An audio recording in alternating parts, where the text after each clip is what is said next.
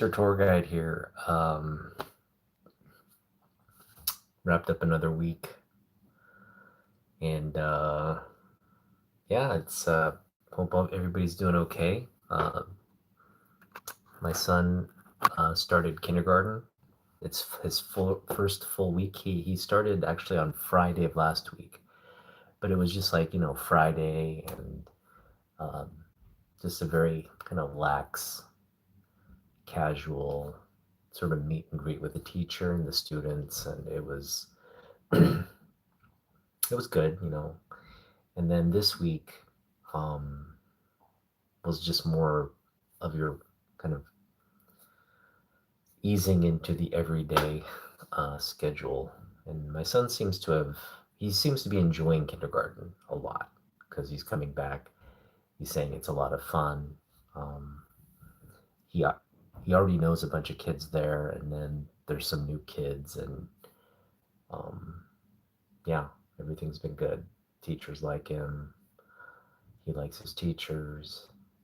Uh, for the most part, um, yeah, it was a big week week in that sense. Starting school for the first time, and it was good.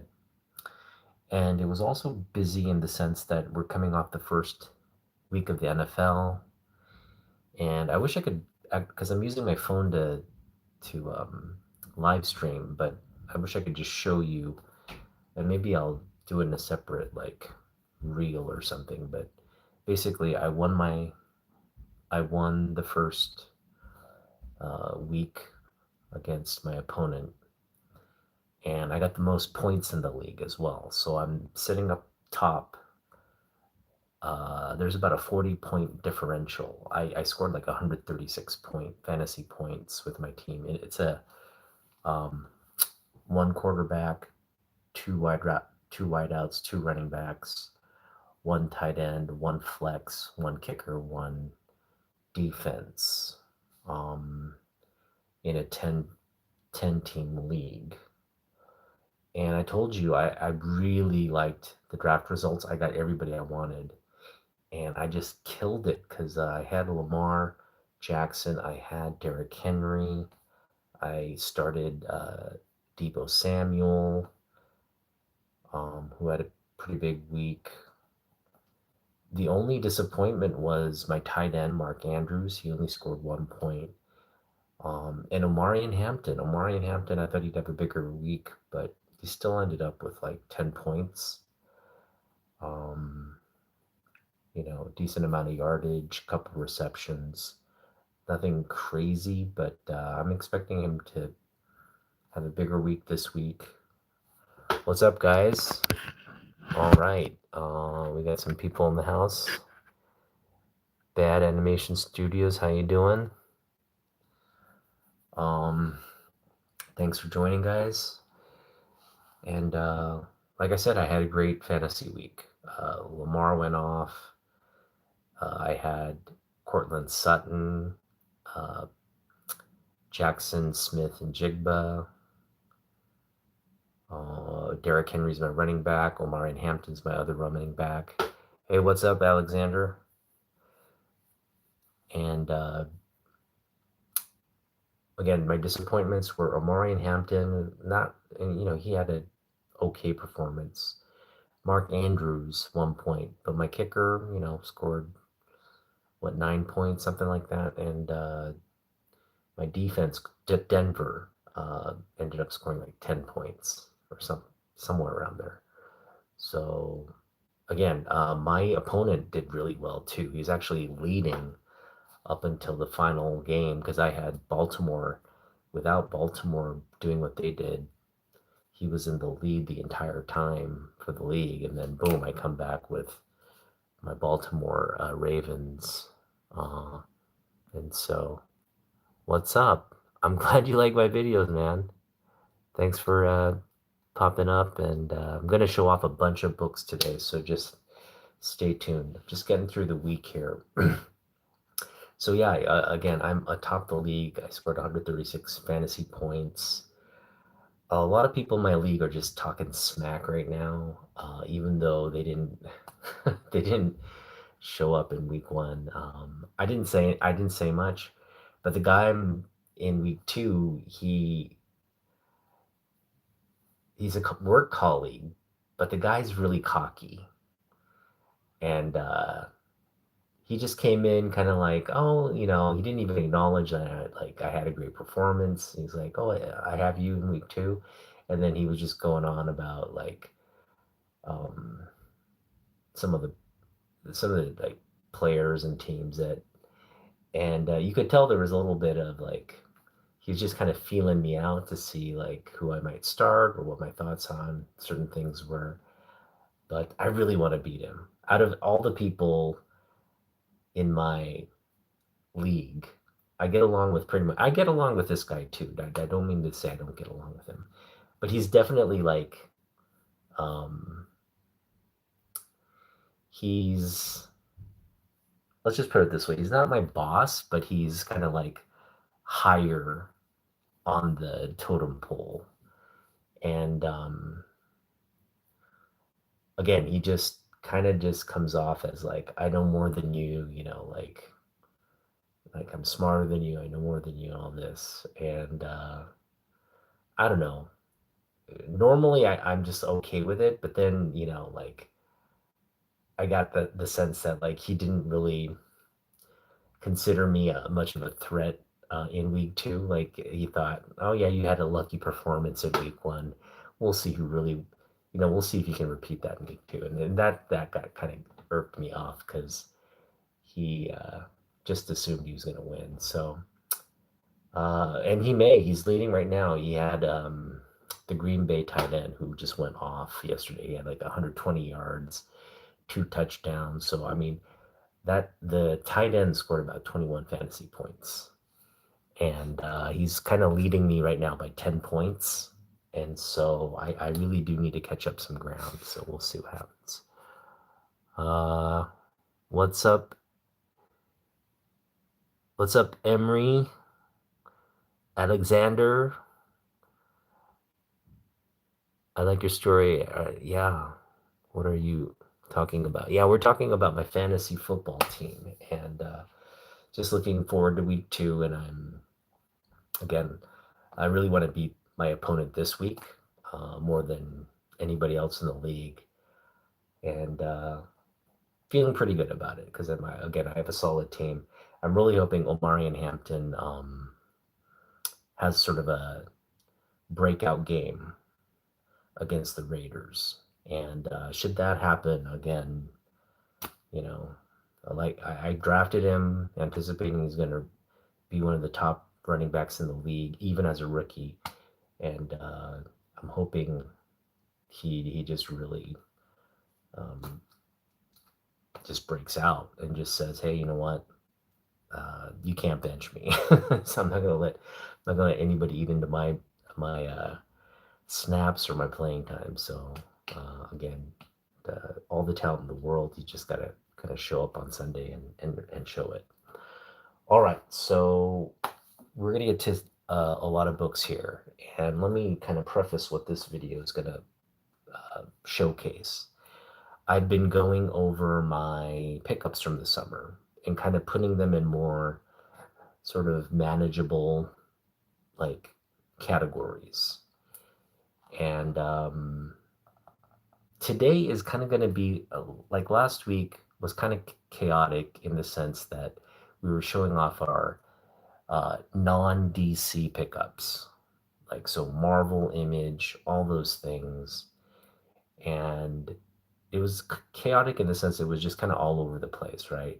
But um, it was manageable because I only had a few books to show off. It was, I think, something like, I want to say like less than 20 books, right? But today's showcase, we're showcasing all the DC books that we picked up that are not Superman related. Okay. And we have a good, I want to say we have a good 40 books here, something somewhere in that count range. because we picked up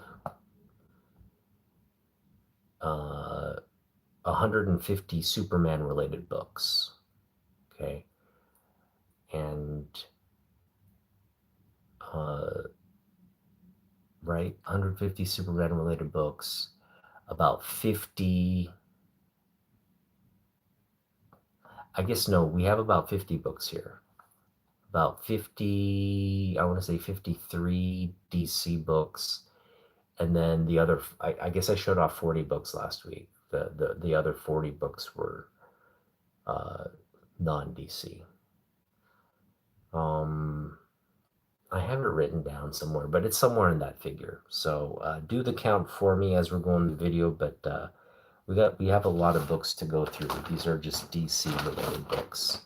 Now, before I get started, I did miss some books again that were from the non-DC pickups. For example, and I'm just going to show them off now because I didn't get a chance to show these last time. So these are kind of remnants from the last list that I didn't get to show off because uh, it just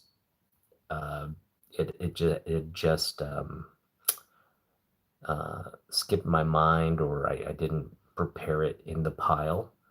Only an afterthought did I remember, oh, I didn't show these off. So this is kind of like a follow-up to the last video. So the first book I wanted to show off was this book, and this is a major key, and I've been wanting it to get it into the collection for a while now. And we found one for like $5. But when I got it, I just looked at the condition. I thought, you know what, in this condition, I can deal with it. There's some writing on the back, or I should say coloring on the back. And for the most part, I thought, yeah, this looks like a VG minus, somewhere in that range. Uh, Maybe even like a VG plus. Uh, but that was with the assumption that the book was attached. And only in hindsight, only after I, showed it off on the video when I picked it up, only in hindsight, after I took it out and took a look closely at the book, did I realize it was detached at both staples. So it's a cover that's separated. The book is still decent, white pages and everything. It's just kind of like a clean cover detachment. In fact, if I show you here, you can probably see where the staples are popped. It looked a lot cleaner when I picked it up, so I thought they were attached, but then, yeah, it's a clean pop. The cover's completely loose. And so I paid $5, so I wasn't too disappointed. The thing that irked me was Jeff had a VF Plus copy for $7.50 in his bin. And had I not gotten this new, so his was not a newsstand though. His was a direct edition, but it was a lot better condition. It was like, again, like VF Plus. Um, there might have been something in the back that maybe he priced it out, but it was a much higher grade book. I would say it's like, uh, mid high grade type book. So somewhere in the 7 to 8.5 category. Again, $7.50, only $2.50 more than what I paid for this. Now, while I do like the newsstand of this, and um, it's just the cover detachment that kind of bugs me. But all in all, I wanted the book. You can't really get it for like $5 in any situation, even low. I mean, I guess if it's really low grade like this one is, you can pick it up for $5. I might have actually overpaid for this, considering its condition, but it looks good. It presents well. The back is actually not. It's again got coloring and stuff on it, ink on it, but this front cover is pretty immaculate. So just from like a cover standpoint, it looks decent. And really, it's because of the cover that we wanted it. It's this incredible Mark Silvestri classic, first Mr. Sinister appearance issues. So that is something we picked up for $5 this summer. Next, this one was incredible. Like I just was like, it was like felt like a steal. And it's so Ballistic is the first sort of regular uh, work that Michael Turner got early in his career, because he was kind of doing pencil duties um, for Mark Silvestri, uh, pencing and inking duties. They're kind of just he was kind of the protege of Mark Silvestri, and they were working together on Cyberforce. And then Mark gives him this series called Ballistic, and it's really Michael Turner's first foray into doing his own uh, regular issue book. And I think he does the first like 10 or 12 issues of this run. Incredible Michael Turner artwork. I mean, he just knocks it out of the park with this. But anyway, I got a signed copy, his full early on Michael Turner signature. He later kind of simplifies it into like one stroke and like a shorter, like M Turner or something like that. It's just a shorter signature. But back in the day when he was starting out, which is when I'm assuming this was signed, like when this book came out, he probably did a bunch of signings to promote the book. But yeah, I got this beautiful Michael Turner 90s signature on this incredible cover by Michael Turner. So got that for $10. Just absolutely a steal. This book I didn't get to show off, but it's going to segue into uh, some Jim Lee pickups.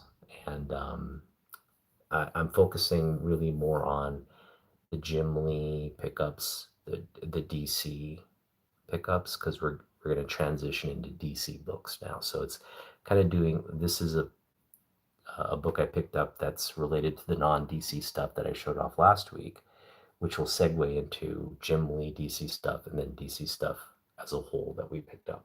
All right, hope that made sense.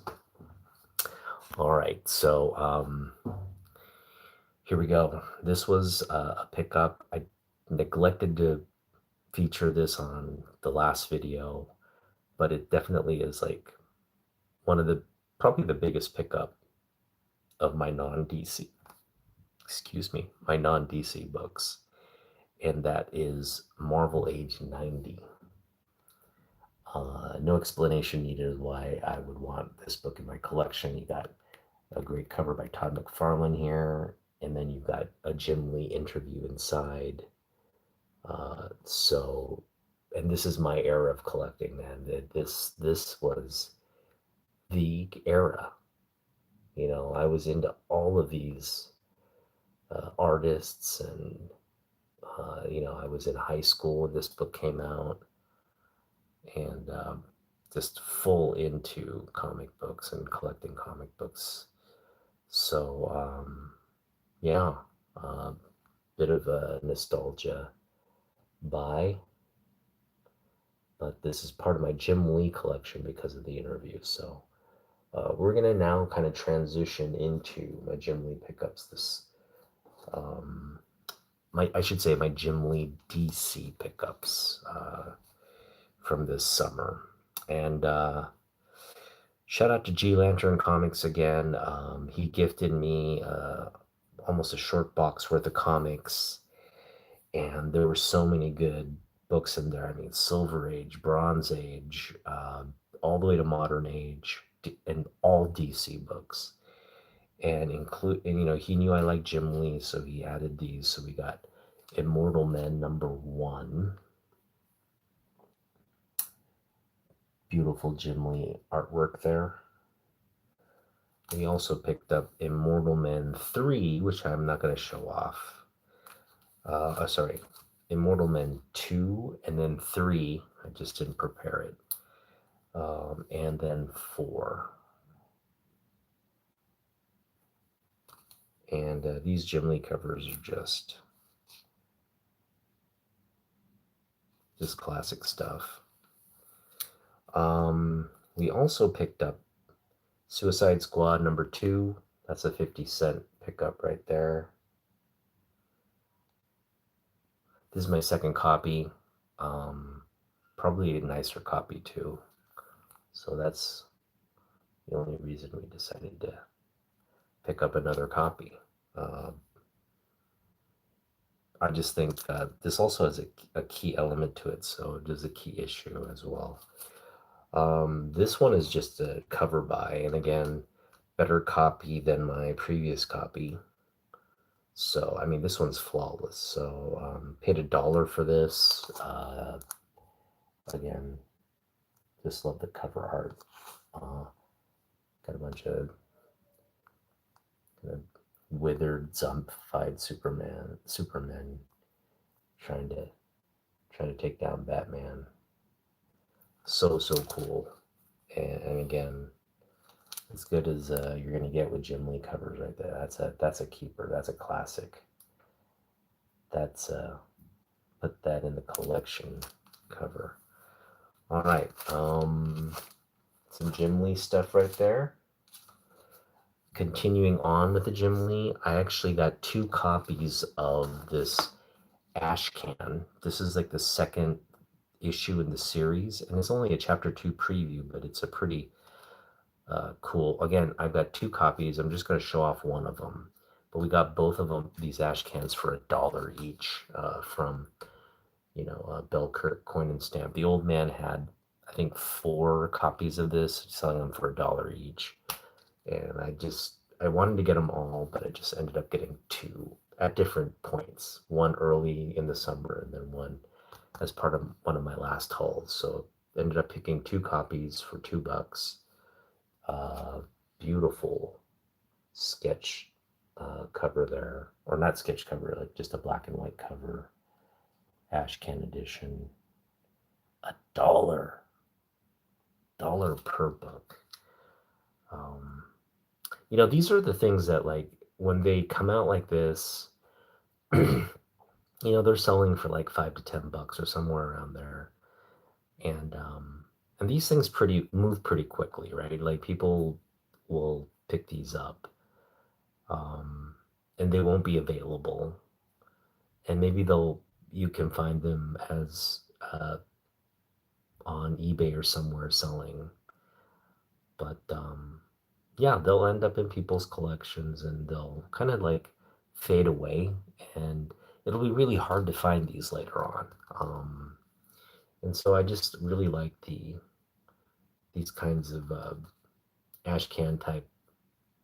They just got a lower presence in the market, and it just feels cool when you like, assuming I didn't get this summer, but like down the road, if I were to have found this, I would have been super stoked, right? And I'm still super stoked now, but it just came out, so it doesn't carry that weight. But yeah, you got the Joker and wingtips, you got Batman and Joker lying at the feet of the Red Hood. It's just freaking goodness. So very happy with that pickup.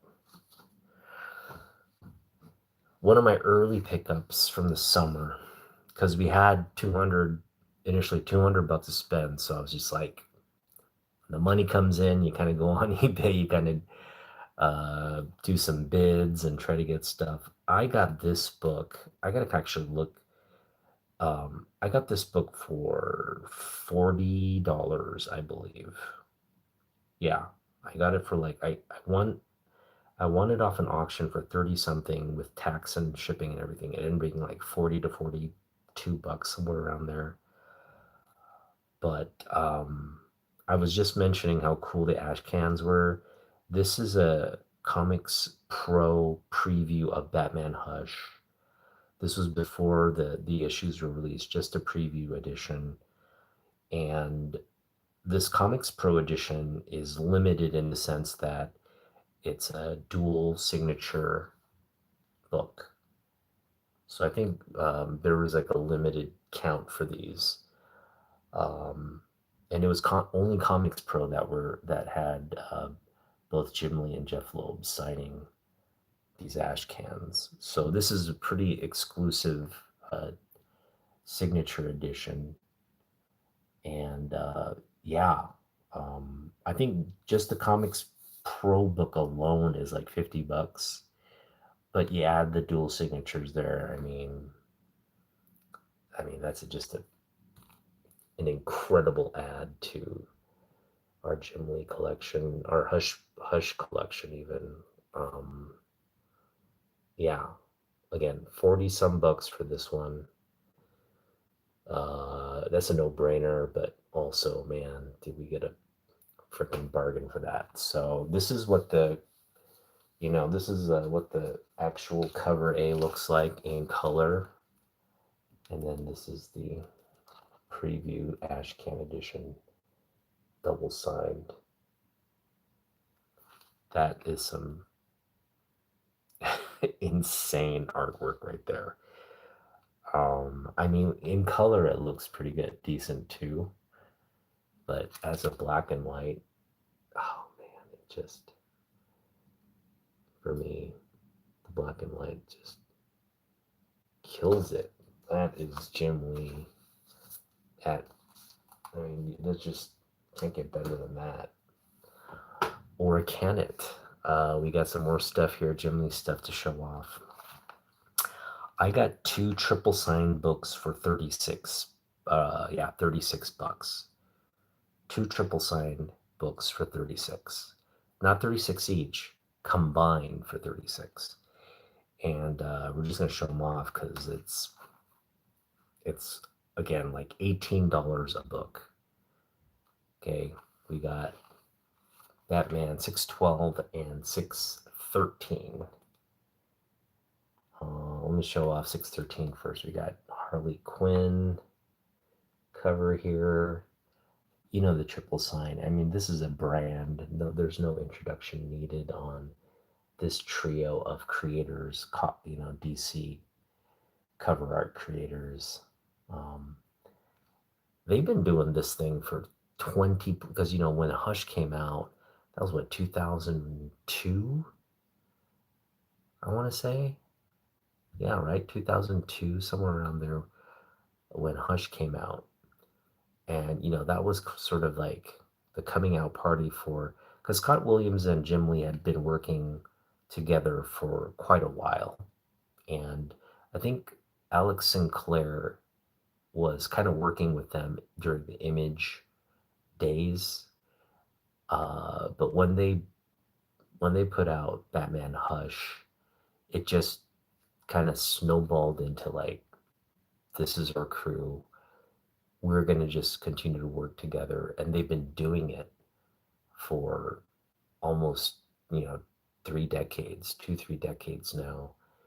And quite incredible in terms of their, again, you just don't have a trio of people just constantly doing work with the amount of consistent quality and, you know, I guess collaboration that just, you just don't, it's rare, it's rare to have that kind of longevity as a trio of creators. And um, when you're Jim Lee and you work with people, you can make it happen. And that's exactly kind of like what we have here.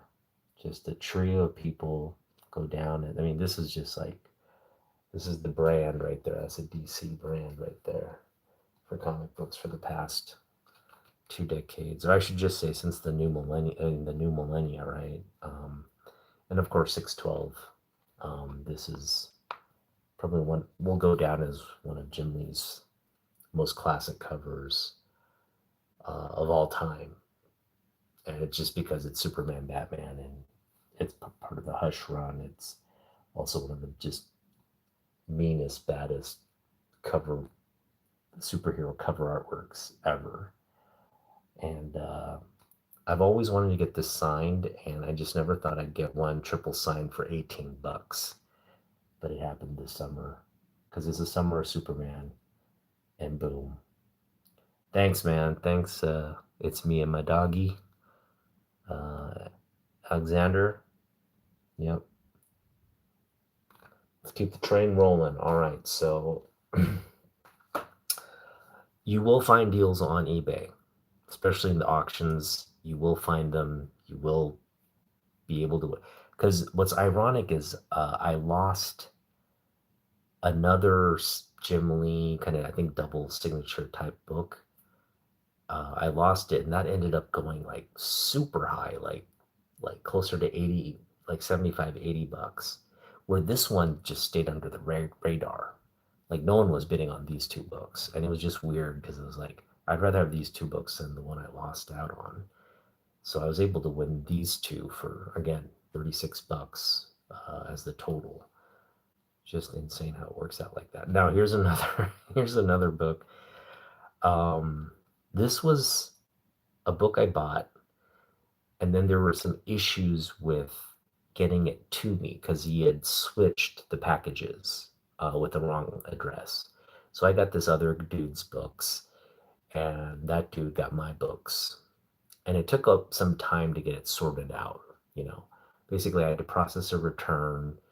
That dude had to process a return. It came back to the guy, and then the guy shipped out the books again. But the guy got it from, I think his name is Dan. Dan was really cool. He was just like, dude, I got to make it up to you. Like, don't worry. What do you like? I'll just throw in a couple of books. And then, I just was like, hey, man, I'm a big Jim Lee fan. It would be great if you threw in like a signed book. And he's just like, I don't know if I can do that. Those books I know I can sell and all this. And I agreed with him. I was just like, yeah, okay, well, just I'll let you kind of like decide. I do want that book, but if you don't if you don't mind sending it, I would really appreciate that. But if you have other books in the same kind of vein, like Jim Lee '90s books, things like that, wouldn't mind taking those. And so uh, he kind of said, "All right, I got you, man." And he kind of like put together this bundle and said, "These are going to be your books." And he threw a bunch of other Jim Lee signed books in there from the '90s. And I, I guess we'll do that in a separate video, but this is the actual book I bought, but we also got a bunch of Jim Lee signature books along with this, and the Marvel Age. So the Marvel Age and this book are from the same guy. So I forgot what I ended up paying for this. I think I ended up paying that other book we had was like we bought it for like 30, and then this was like 20. So um, both books ended up being like 50 for the whole lot. And yeah, and then we got again those extra books thrown in.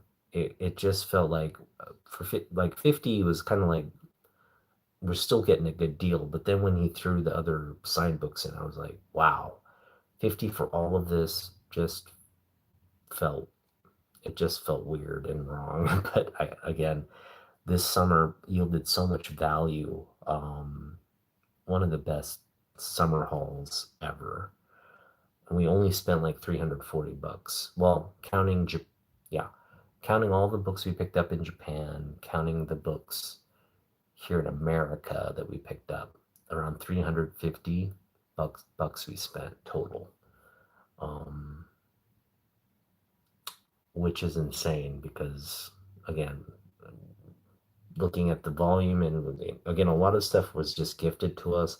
A lot of stuff like this situation where the seller is being extra generous and throwing like, you know, really valuable books in to make up for an experience like that. I just, again, thank the guy, gave him the best review I could, and yeah. But let's get to the book that we got. Again, we paid about $20 for this, which is insane. It's This is like my sixth copy of Darker Image. I've got so many Darker Image books, but it's really this marquee book by three, I want to say, three legendary creators from my collecting era. We're talking Sam Keith. Uh, Sam Keith is most known for his early work on The Sandman, and then Jim Lee and Rob Liefeld. They do this, you know, it's basically a preview book of Wolfbane, The Max, and Deathblow. This is the first appearance of Deathblow. So we got this signed by Jim Lee here in the 90 signature there, and also signed by, I know it's very faint, but you can see in gold, you'll see Rob Liefeld's signature right there. So a double signed, darker image, Rob Liefeld, Jim Lee. I mean, the only signature missing now is Sam Keith, uh, who, I don't know, maybe he'll be in a convention or something someday, and we'll go and get Sam Keith's signature just to complete the trifecta. But man, $20 for this, insane. Um, yeah, it's absolutely. And then you got the J League. I mean, we'll get J Lee's signature too. I definitely want J Lee's signature on this book. So hopefully we'll just complete the quartet fecta. I don't know what you even say, quarfecta, quarfecta. We'll do that at some point. All right. Related to that book, we got this from the 50-cent bins, and it's just this looking at this cover makes me happy because Rob Liefeld recently did a series of social media posts where he looks back on um, these Marvel videos that Stan Lee did, um, with all the creators that eventually left and departed. Not all, I should say, but he did a feature with like those the young guns. I guess we'll call them the young guns at Marvel. And yeah, Liefeld was kind of looking back fondly because apparently Bob Kane was also one of the artists that they featured. And behind the scenes, apparently Bob Kane was just verbally berating and abusing Stan for whatever, I guess, jealous reasons. I guess um, he was a little jealous about Stan's success, even though Bob had been this, legendary Batman creator and uh, obviously more seasoned in terms of uh, contributing to the industry growth and anyway, apparently Bob Kane and Stan weren't getting along, and Bob Kane was uh, just kind of just verbally abusing him, and then Todd and Rob were giggling in the back, like because they thought it was hilarious. But yeah, we mentioned before, Rob, Jim, I have the signature, but this one here, now this is obviously a photo cover from the announcement that Jim and Rob were coming back to Marvel to work on like Captain America and Fantastic Four. And so this is sort of a late 90s, I want to say 96. Yeah, April 96. 96 is when um, these two kind of came back to Marvel. They got a lot of money to do the books, and they got to do the books they wanted to do. Like Rob just was like, "Hey man, give me Captain America," and of course, who doesn't want to do Fantastic Four, right? Jim got Fantastic Four, and they kind of went and did their thing there, but the books didn't pick up sales because we were already in sort of a market free fall related to the hobby, right? Just people were getting out of the hobby, people weren't buying comic books because they had hyped comic books up like it was some kind of investment. And then when people realize, hey, these aren't investments, they're like overproduced just books. And so really the only people that stuck around were the people that actually read and enjoyed comic books.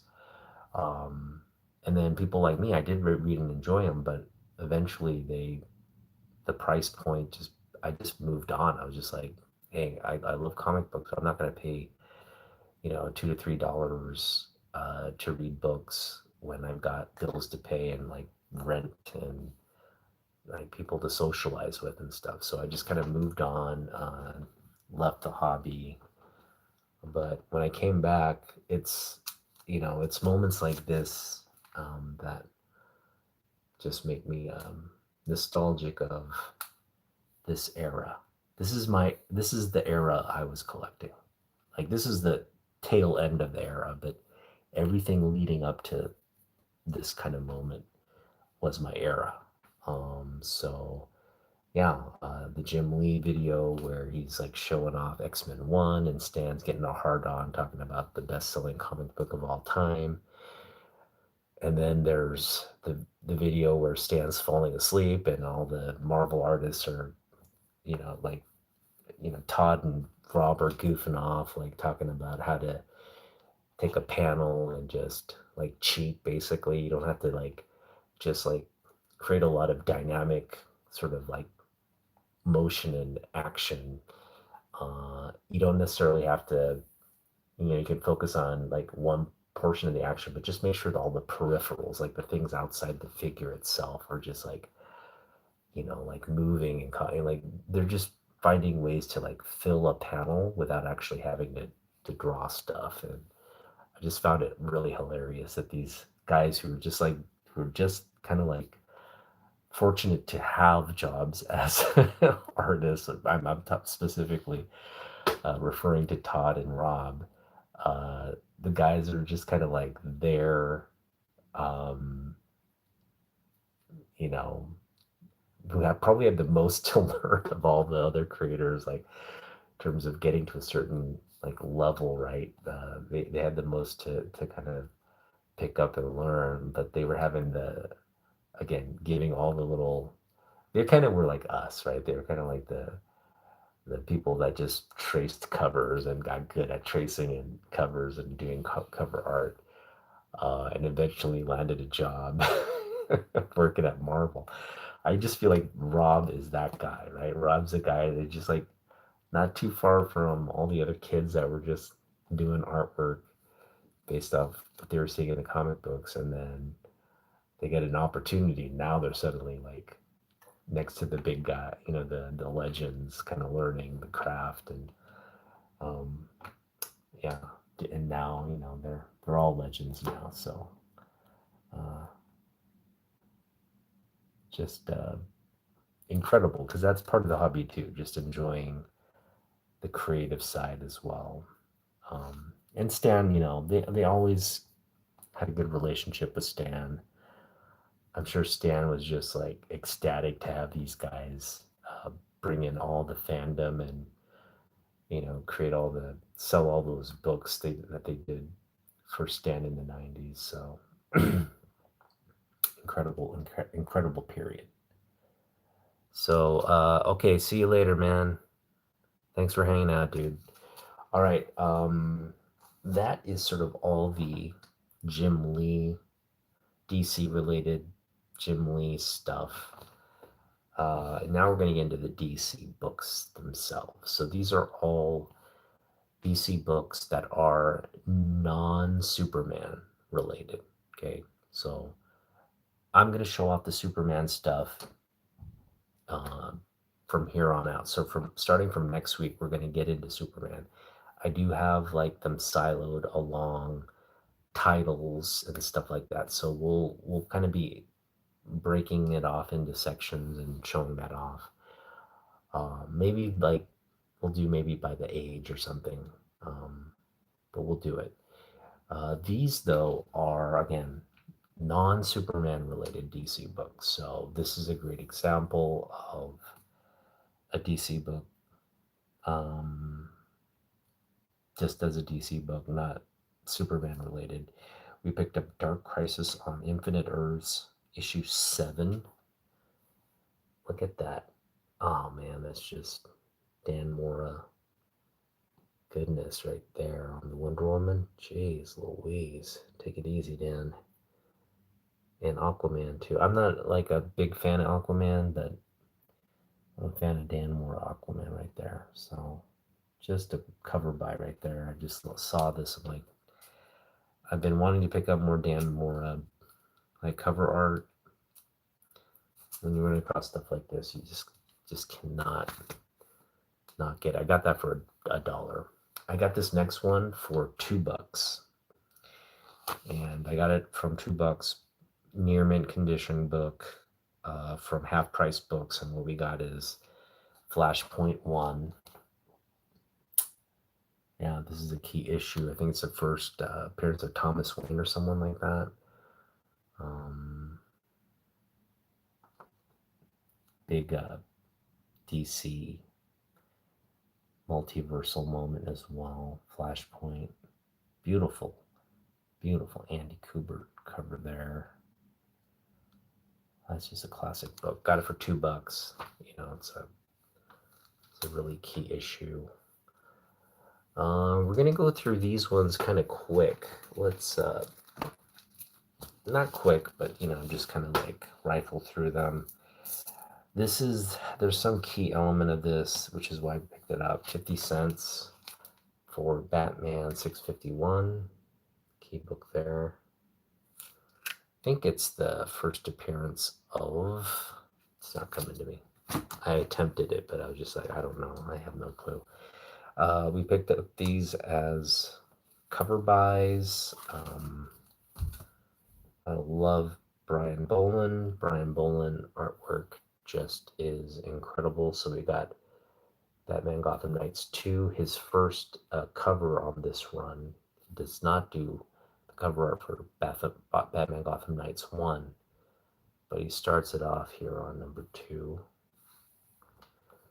This is just dark and sick, just like we like Boland. Batman Gotham Knights issue number 3 with all these like gassed dead people there that Batman's mourning. It's crazy. This one, Superman. Okay, so I mean, technically, it's a Superman related book. But a couple of these have slipped into this reveal. So, Batman Gotham Knights number 2 got a Superman cover there. Boland Superman, clean cut Superman, because Boland does another where one of my favorite covers with the mullet. So, got the mullet version as well. We picked up these 2 issues here. They're just key appearances. I think this is the first appearance of the Sinestro Corps, Green Lantern, number 10. Forget what volume this is. And then we also picked up this excellent cover, Starro cover here, JLA. I think this is the first appearance of, who is it? Or it's the death of somebody. I don't know. I wish I knew the significance of this book. I don't, but it's a key book. Picked it up for 50 cents. This one was really cool.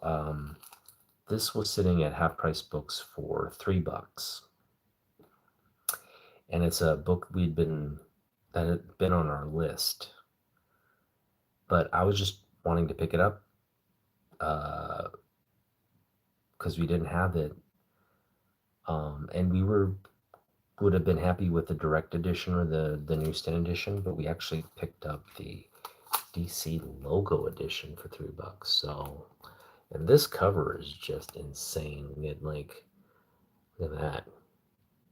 You got Wonder Woman who has been burnt to a crisp, and she's just her like cadaver, skeleton cadaver with all her lustrous, beautiful hair still there, is like staring up at you, kind of giving you that like creep show vibe there.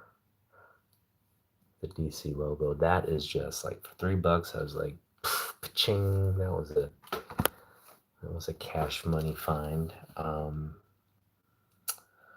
Another Boland cover here. Got a couple Boland covers to go through. Beautiful Catwoman Boland cover there. Showcase 93, Catwoman number 3. We got Animal Man. This is homage to like a Superboy book where Superboy's running with the wolves. Um, but this is Animal Man 39, Animal Man running with the wolves.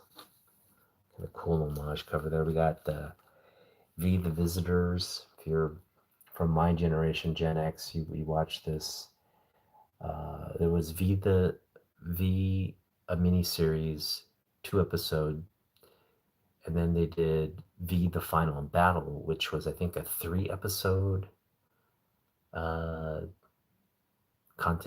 continuation of the first series, and then they did an entire television series like post the final battle and just kept it running. I think it went like 2 seasons almost because of the popularity. But yeah, this is just a comic, the first time V in comic books. So I know they did another V series in like the 2000s, and apparently that one didn't do so well. So I don't know if they're gonna go to the well one more time, but yeah, hopefully they go back to more of the original feel, right, with the red suits and all that. But we'll see. Maybe that series just dies with me. We've got the new Teen Titans. Got this for 25 cents. I'll say $1 because I like when I do I did the 55 book haul for, we paid 30, sorry, we did a 33 book haul for $55. And there were 3 books in there that we paid um, higher value for. But it was kind of like all mishmashed into one big haul, right? We paid like different varying amounts, kind of bundled things. So it was just kind of like, I'll give you this, I'll give you like $45 for this bundle of books. And it was accepted. So rather than like kind of nitpick, oh, this was $2, this was $1, this was 25 cents, which is kind of like a hodgepodge of what we paid. I put outside of 3 books, I just put the rest of the 33 books as $1 book. So 55 minus 33 is like 22 bucks. So I divided 22 by 3 and I just said, hey, you know what? I did 5 for this one, I did 5 for that one, and then 12 for the big book. So again, I paid 12 for a Silver Age Superman book, 5 for 2 additional Silver Age Superman books, and then we just uh, put the rest of that haul as a dollar pickup. So this is technically $1 pickup from that calculation. If you're just gonna assign value to what we picked up, this is $1. Even though it's like technically I had the 25-cent bin. I would have paid for $1 for this anyway. It's like decent grade, 8.5 copy, maybe 7.5 copy, but look at this. Sick cover, Brother Blood. The Titans kind of strapped there to stalagmites.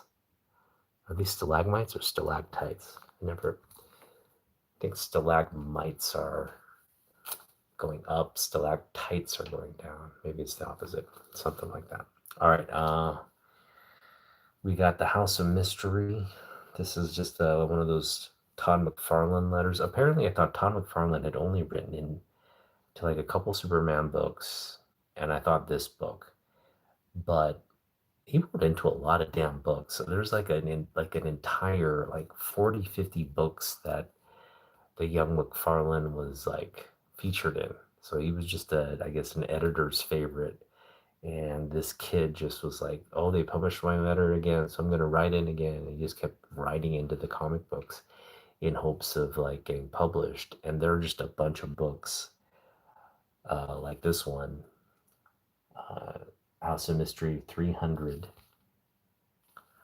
And Mike Kaluta art cover there. And then again, yeah, a letter from Todd McFarlane is in here as well. So I am not collecting any more Tom McFarlane letter books. I just don't want to. I don't want to make myself out like I'm into that kind of thing. I thought, yeah, maybe if it's one or two books, that'd be cool to have. But apparently, there's like an entire encyclopedia of books out there that harbor his youth letters. Dollar for these books. I don't. I think I want to pick up older Sergeant Rock books by Joe Kubert. Joe Kubert. Um, this summer it's weird because like I wasn't trying to get Joe Kubert. Joe Kubert was nowhere on my radar, but um, I picked up a signed book by Joe this summer, and we'll get to that later. I'm gonna show. It's gonna eventually come. Or maybe I should make it part of this. I will make it part of this collection. But yeah, Joe Kubert just kind of popped into my psyche. Uh, and then what's weird is like I picked up a signed book by Joe Kubert, and then apparently when I picked it up, it was also the anniversary of his passing, and his sons had on their social media, uh, they basically honored the memory of their father by featuring this beautiful, um, I don't even know what to call it. It's kind of like an art book slash diary slash like comic book slash like historical remembrance of the Holocaust. Like there were some like really personal family type details in there. It was obviously like supposed to be kind of like set in a fictional tone, but it was just a very personal uh, comic. It was a comic book. It was like a comic book with all these like nuanced writing in it, kind of like a diary, kind of like a historical. I just don't know. It was just very private. It was never published. It was again something Kubert just worked on like a passion project, and it's a one-on-one, right? It was like a sketchbook, and he just drew in it. Maybe he had been planning it, but he basically curated it. So where it wasn't printed, it was all hand drawn, all handwritten, um, but featured all the mastery of what you'd expect from a legend. And when I saw that video and I saw the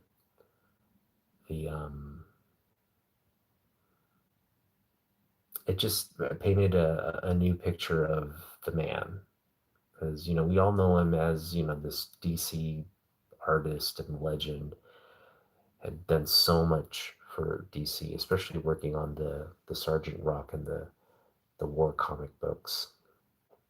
Legend, absolute legend. We're talking from golden age to modern age legend. And then he produces two fantastic. Uh, he influences and I guess molds two of the best modern comic book artists in Andy and Adam, and they go on to be just great artists, great people, also teachers. The Kubert School is just um, this factory of comic book and commercial graphic design type artists, right? They just take talent, they basically, hone it. So I already knew a lot about kind of that legacy, but to see this project, to see Joe Kubert had just poured his heart and soul into his family's legacy uh, of surviving the Holocaust, or and the family members that he lost in that tragedy, um, and just turn it into this beautiful narrative, illustrated narrative project. It was basically a personal passion project. It was never published. It was just, but it was complete. It wasn't like he was working on it. He completed it and he just kept it. Um, and I think, again, it was something that would stay within the family as an heirloom of Joe's uh, work. That is probably his, from anybody's perspective. When I saw that, and when I think it was Adam who was sharing it, Adam was sharing just the interior pages, kind of reading some of the passages and whatnot, and it was just incredibly beautiful and thoughtful and so juxtaposed to. I mean, yeah, there are elements of the anti-war message in the war comics themselves. Like he's not glorifying war in a lot of those books. He's kind of just showing like this is what happens. This is the heroism of people who fight in wars, and you know, I guess a little bit of glorification there. But that's kind of like he was assigned to that project, and he just kind of brought his own maybe he brought his own thoughts and approach to the artwork. Um, but yeah, that personal project, it just hits so deeply and so profoundly as and beautifully, because it's just again a labor of love, and you can really see that, the meticulous care that he put into the, the creativity of that book. And yeah, go and check out that post if you can. It's just it'll bring tears to your eyes, but also just show the genius of Joe Kubert. Um, and so yeah, I mean, I'm just and this. So I watched the video, and I kind of want to just like, you know what, I want to get more kind of key works by Joe if I can, and we'll see. I think that's something we may do moving forward, but in the meantime, we picked up these great covers. These were cover buys. This was even before I saw that tribute.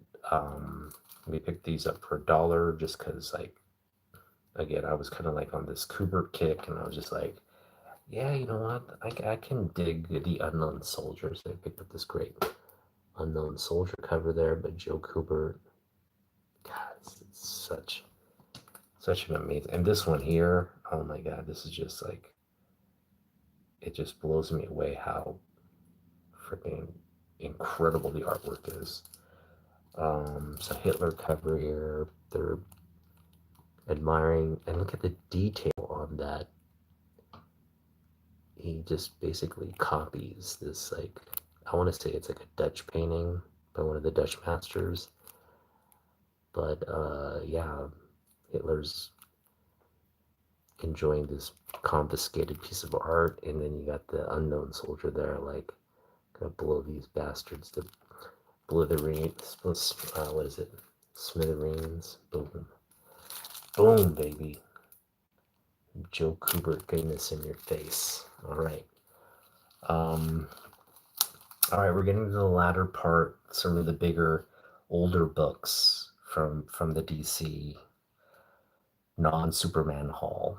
And thanks for sticking around this long, Roxy Party, Alexander Del Rio. You guys are my boys.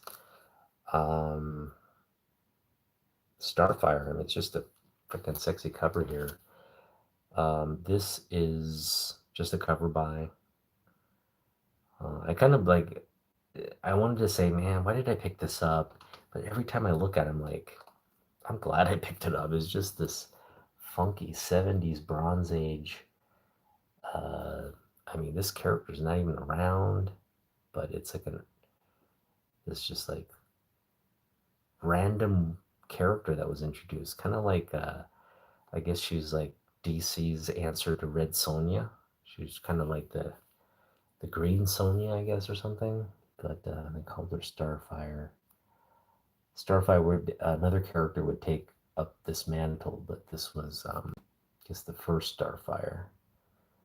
And forgive me for forgetting this artist. Yeah, it's Mike Vosberg. Beautiful Mike Vosberg cover there. Ooh la la. It's a, I don't know if you this qualifies as a headlights cover, but it's a headlights cover. All right, now we've got some Silver Age books to show off. These are Silver Age Batman books. We've got Batman 170. This was part of that um, the gifted collection from G Lantern Comic Books, and yeah, it's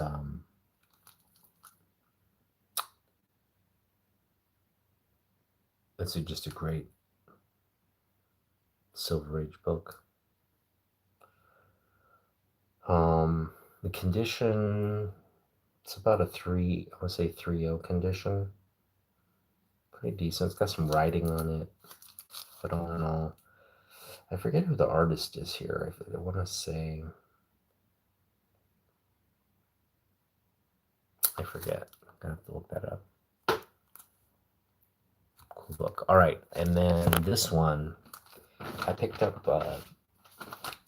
2 coverless books. Again, this was gifted, and then I actually paid for my other coverless book, which is a Golden Age Superman book.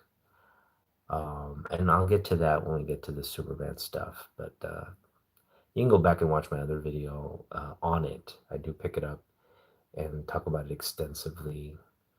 But yeah, we picked up 2 coverless books. Again, this one was gifted to me. The other one we paid $2 for. This gifted one is just, it's a square bound. So it's one of those things where like the square bound and the back cover still are part of the book. It's just the front part of the square bound that is missing.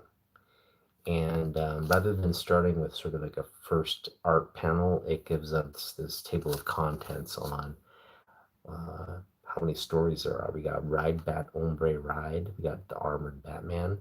We got His Majesty King Batman, which sounds kind of cool. Batman and the Vikings, Mayor Bruce Wayne, and the Flying Batman. Because who doesn't want Batman to fly? So this is Batman 197 coverless edition. That's kind of cool. Again, Silver Age book. Happy to have it. All right, let's get to some the heavy hitters from this summer, and yeah, I'm gonna go with sort of my top non-DC pickup of the summer, and it's really just a sentimental favorite because of the manner of which we picked it up, and again, it's a book we've been wanting in the collection. It's just one of those weird things where like it's a book you've been wanting, but you kind of were thinking, man, I don't think we're gonna see it. I don't think we're ever gonna like have an opportunity to get it, because it is a fairly, I mean, it's a fairly pricey book, right? In higher grades, but we'll get to that. All right, so this one, I'm going to introduce this one first. I do not recall what I paid for this. I didn't pay anything for this. This was part of the gifted collection. So my boy Jay hit me up, again, G Lantern Comics, and yeah, this is a key issue. Now, it does have its issues. It's got some pretty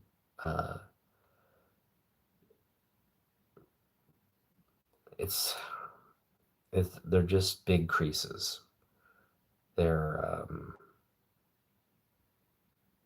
they're just like, one's like 6 inches, one's probably 10 inches.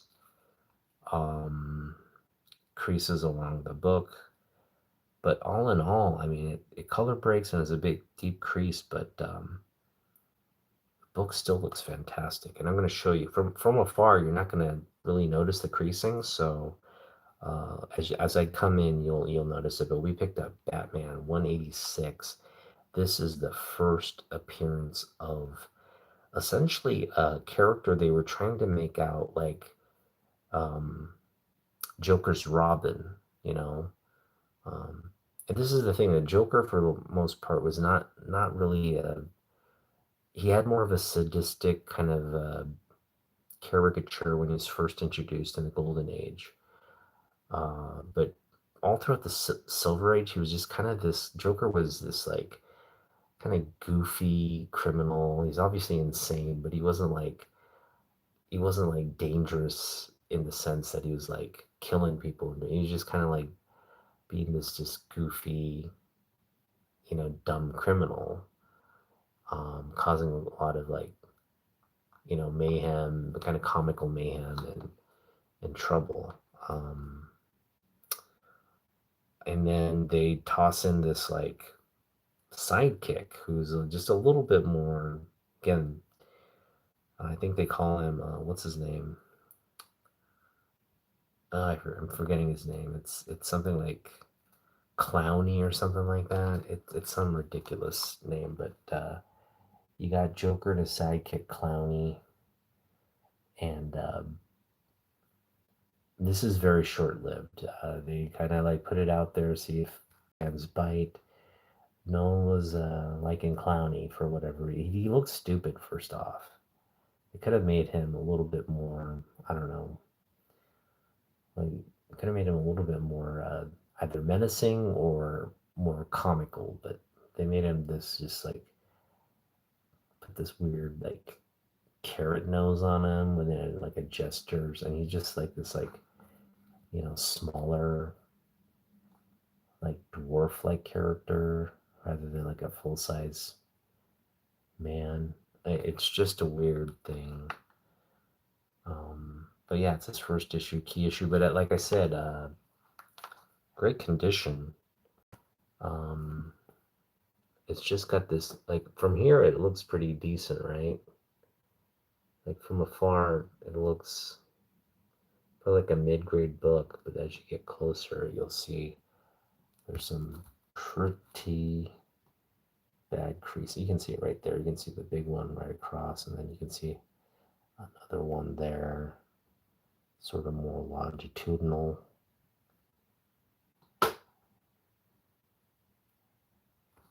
I'll point it out because I don't think you'll be able to see it. Goes from Joker all the way down. So kind of like this.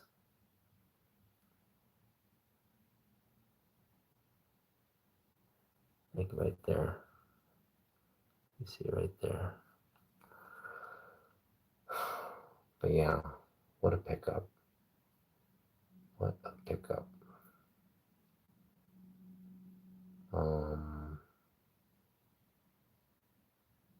Just Silver Age goodness right there. Key book as well. So yeah, that's a big pickup. This next one, another big pickup from the gifted collection. And this one, huge. It's not a first appearance, but it's a first series for Metal Men number 1. And as the first of the appearance of the Missile Men. And I think this is like, again, early appearance of the Metal Men as well. And this is a Sadowski cover, Mike Sadowski cover on Metal Men. So this is a classic DC book, and Naman Young and I we basically said, hey, if the DCU ever makes like a legitimate return, where they're going to look at the IP and think, this is prime for bringing to the DCU or introducing at some point. And we always thought, yeah, Metal Men is probably in that list of stuff DC wants out of the catalog, right? Like, let's bring the Metal Men and introduce them. Because again, the way these are robots, right? These are like androids with quote unquote like human traits.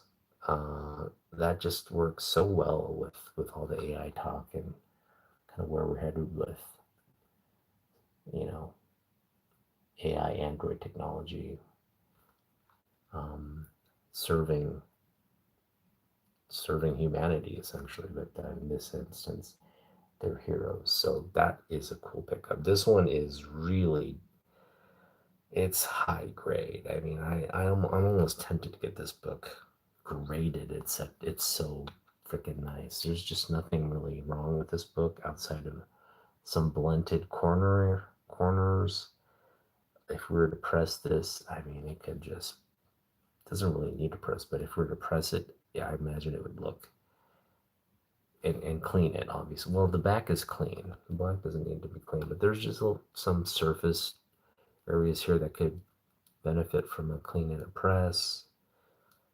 But man, with after that, maybe we'll do something where we send this to Roger. He does everything he can with it, and then we submit it to CGC just to grade this book and see what we get. That would be a fun project, actually. I'm kind of tempted to actually do that and see what grade we land on. But yeah, Middleman number one, boom. Hey, what's up, Mike? Glad you tuned in, dude. Hope you're doing all right. Hope you're getting through your games, man. I know you're playing a lot of games. Um, Hope you're making good progress. All right. This book is sort of the book of the non-Superman DC all.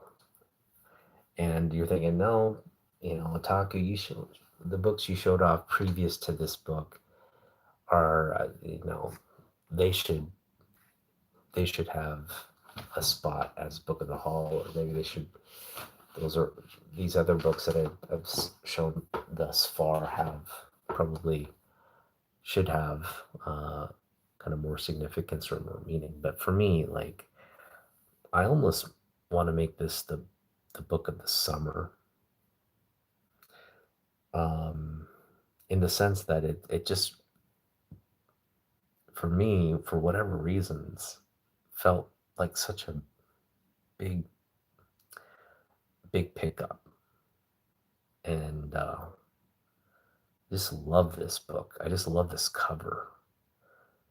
And we'll get into how I ended up getting this into the collection. But the only reason I don't want to make this the book of the summer is because this summer was the summer of Superman.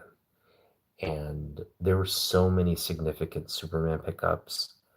And when I think about like my top Superman pickup this summer, I think ultimately that outweighs this book. Uh,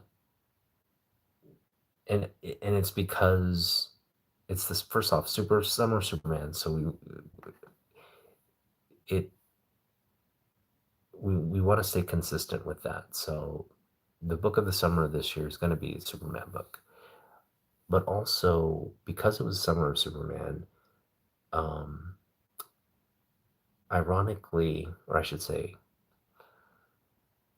unironically, we picked up so many Superman books, just either because subconsciously we're focused on it, or it was just one of those like destined like unmyeong moments. And for my longtime viewers, you'll know what I mean by unmyeong, right? Unmyeong is a Korean word for destiny. Like, you're just bound to, you can't change it. It's just you're on a course and you're bound to um, run into whatever you're destined to run into. And um,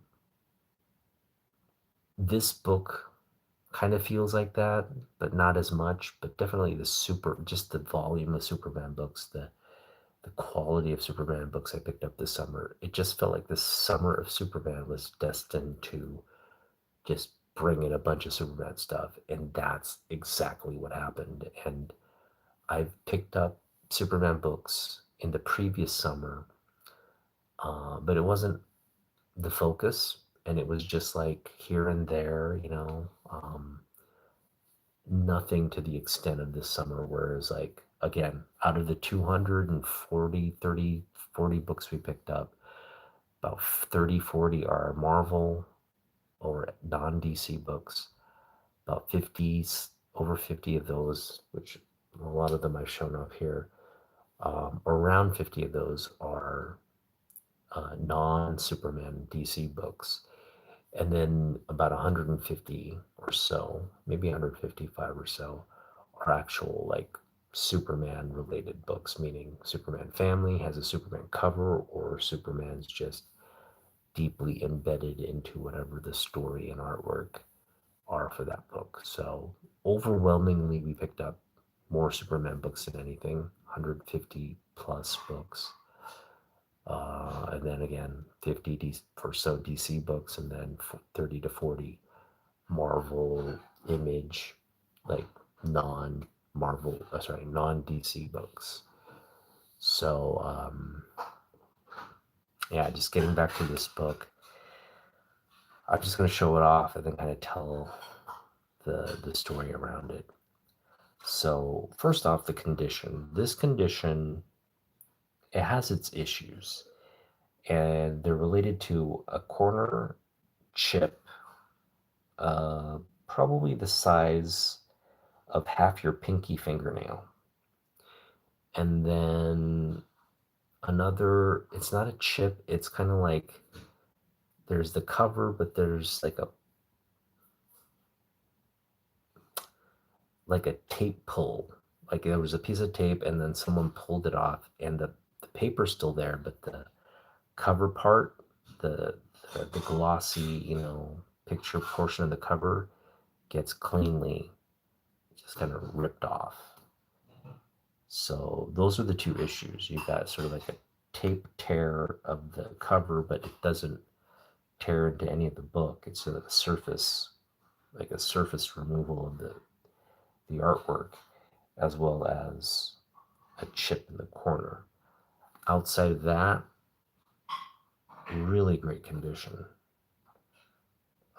Still attached, could benefit from a really nice press, but it still looks, it's vibrant, no creasing outside of the two issues I've aforementioned.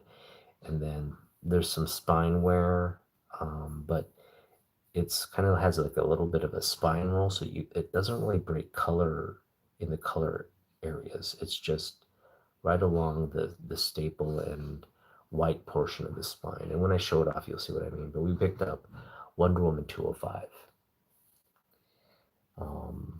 Bronze Age book, bondage cover. I think this is the first appearance of, or second appearance of, Nubia. And this is a book I've just been wanting for a long time because it's a key book. It's also classic cover here um, by Gil Kane, and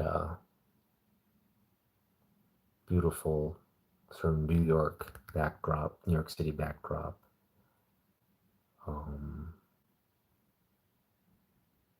Yeah, and again, that tape pull right there, you can see at the 20-cent mark, and then a chip corner there. Those are the two issues. So it's obviously I want to say it's in the eye of the beholder in terms of what those defects mean to you. But for me, I would just kind of drop it to like a 3. The rest of the book looks fantastic. The book back, see how the follows the back looks. The front is, again, with the press. I'm telling you, this book will just look fantastic. It's got those little issues. And then again, the spine is, you can see there's a little bit of spine roll there. So there's a lot of like spine ticks, but it doesn't really like extend into the color portion. So again, with a good press, that spine would look pretty clean.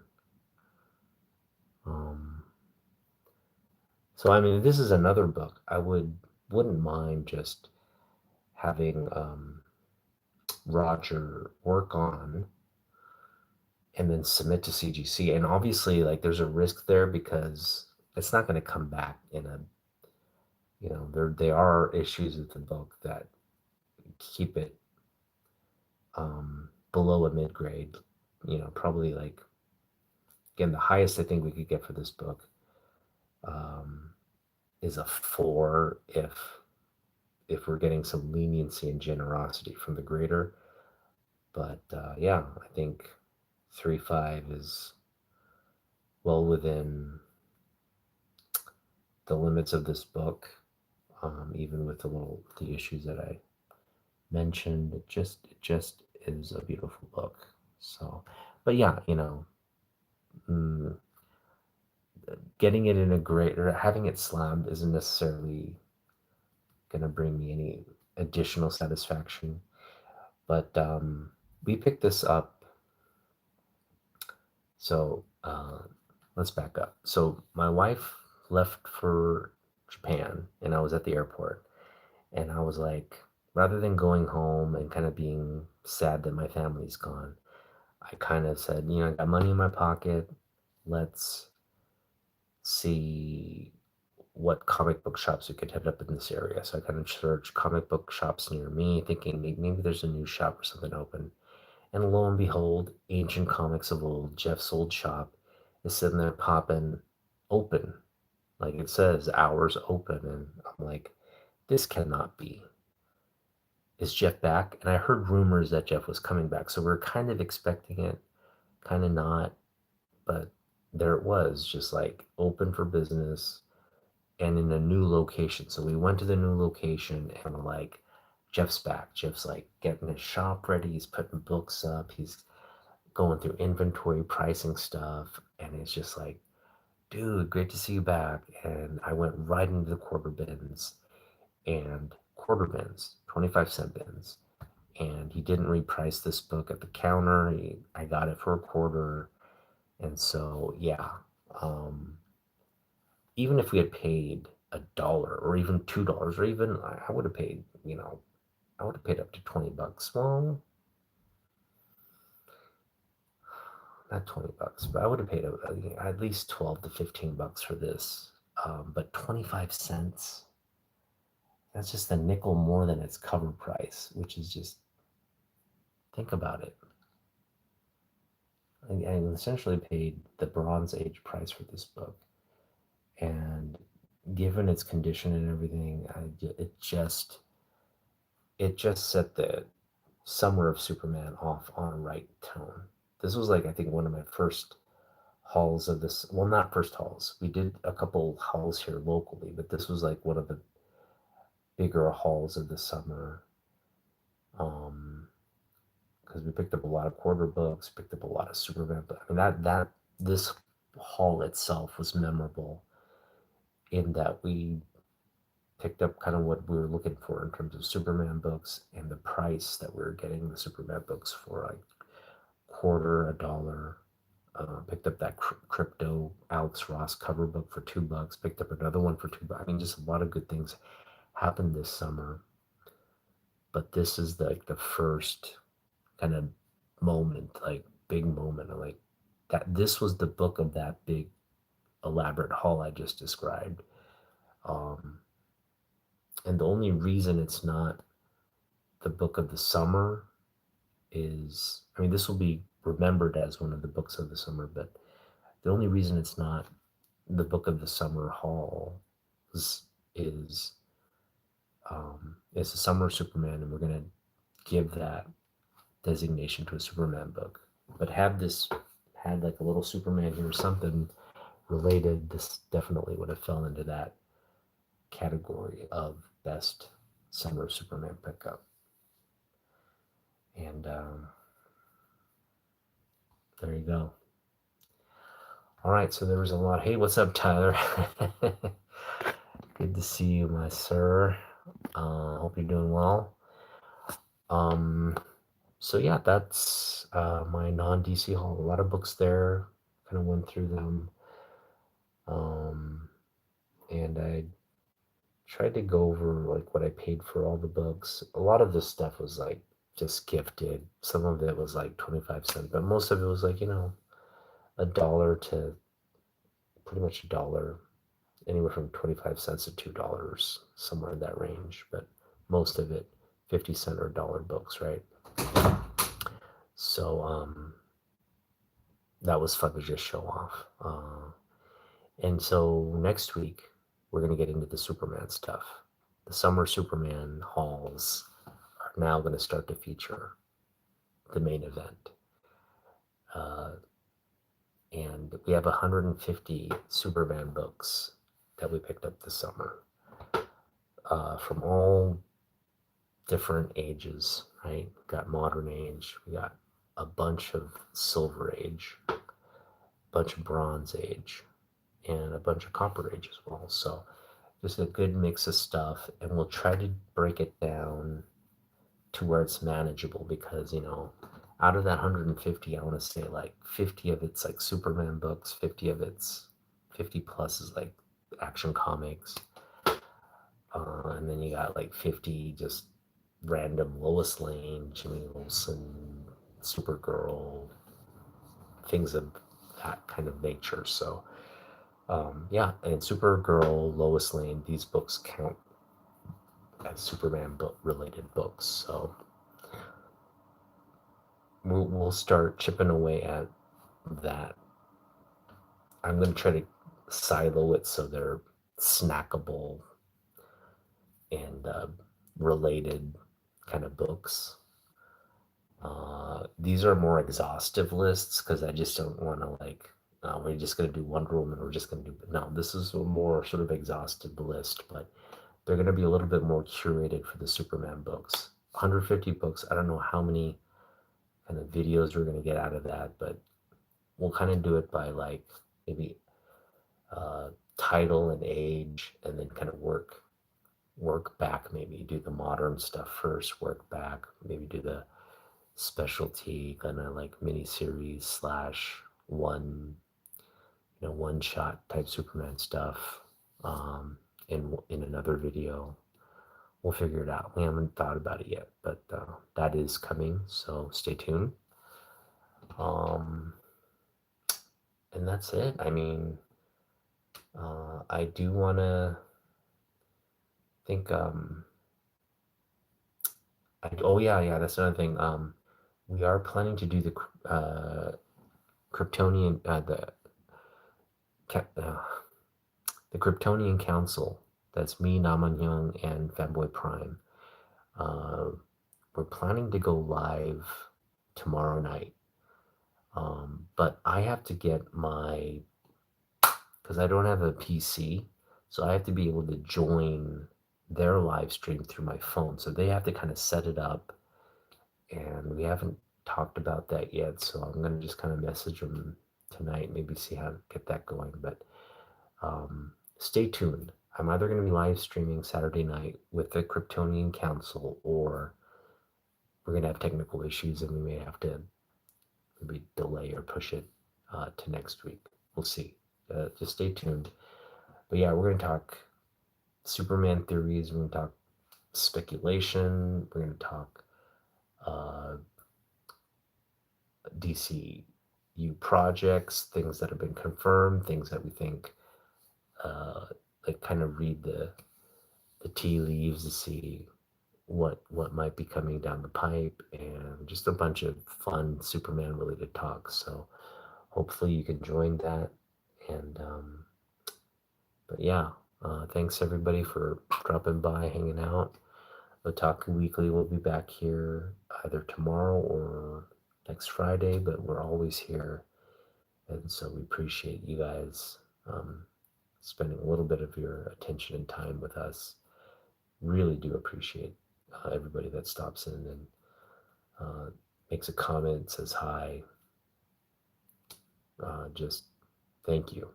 You guys are my homeboys, my online community. So uh, really appreciate it. All right, with that being said, it's getting kind of late. I got a lot of stuff to do tomorrow, so I'm gonna get to bed early, and we'll see you in the next one. Peace out.